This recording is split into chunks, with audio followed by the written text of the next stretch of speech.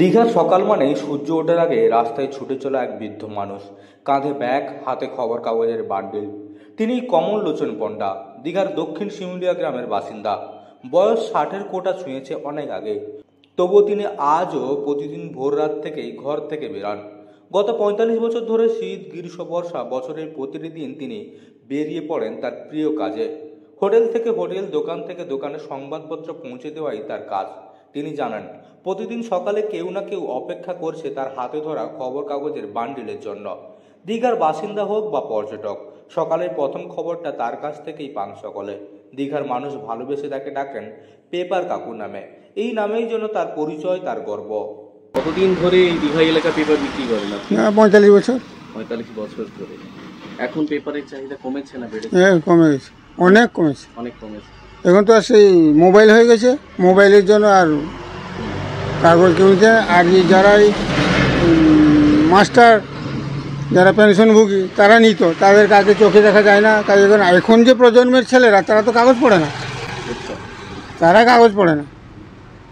এখন 15 জন 20 জন ছিল, এখন 5 জন আছে দীঘাতে। আগে কেমন বিক্রি, এখন কত পিস বিক্রি হচ্ছে পেপার?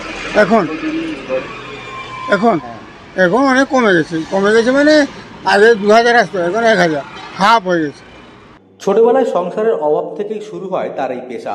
অভাবী সংসারে পড়াশোনা বেশি দূর এগোতে পারেনি, তখনই হাতে তুলে নেন খবর কাগজের বান্ডিল। সেই শুরু, যে যাত্রা আজও থামেনি। ভোর 4টের দিকে ঘুম থেকে উঠে তিনি প্রথমে দীঘা স্টেশনে যান। সেখান থেকে সংগ্রহ করেন বিভিন্ন পত্রিকার বান্ডিল। তারপর সাইকেলে চেপে, আবার কখনো পায়ে হেঁটে হোটেল থেকে হোটেলে ঘুরে বেড়ান তিনি। ঘাম ঝরে, হাঁপও ধরে যায়, তবুও তিনি থামেন না। তার কথায়, এই কাজই আমার জীবন। যতদিন শরীর চলবে ততদিন খবর কাগজই পৌঁছে দেব মানুষের হাতে।